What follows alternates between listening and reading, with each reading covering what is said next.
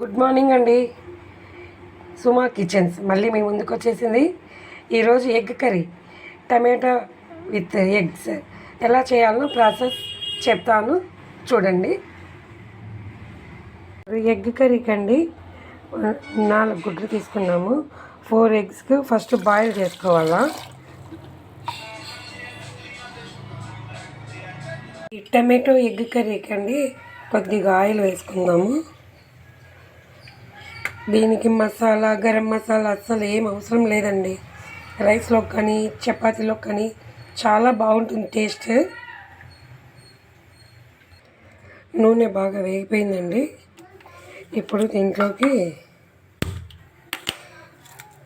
తెల్లగడ్డ వేసుకున్నాము, వెల్లుల్లిపాయ, కొద్దిగా మిరపకాయ, పచ్చిమిర్చి, కరివేపాకు. ఈ వెల్లుల్లిపాయ వల్లే టమాటా కర్రీ చాలా టేస్ట్ వస్తుందండి. ఆనియన్ వేసుకున్నాము.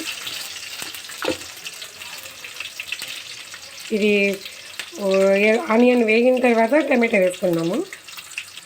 ఆనియన్ కూడా వేగిపోయిందండి. ఈ కట్ చేసి పెట్టుకున్న టమాటా అంతా వేస్తాము.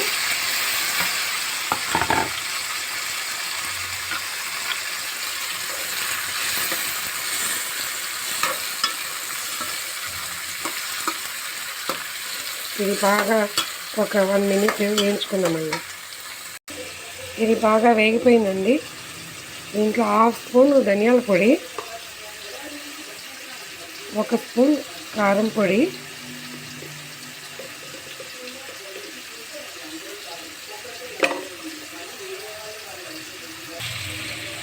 ఒక 1/2 స్పూన్ సాల్ట్. 1/2 స్పూన్ సరిపోతుందండి. ఇది బాగా వేగాక మనం ఎగ్స్ బాయిల్ చేసుకున్నాం కదా, అవి దీంట్లో యాడ్ చేస్తాము. అయిపోయిందండి. ఎగ్స్ ఇంకా వేసుకుందాము. ఎగ్స్ ఎప్పుడైనా అట్లా డైరెక్ట్గా వేసుకోకూడదండి. కొంచెము పెనంలో లైట్గా ఆయిల్ వేసి ఈ ఎగ్స్ని కొంచెం అట్లా వేయించుకుందాము.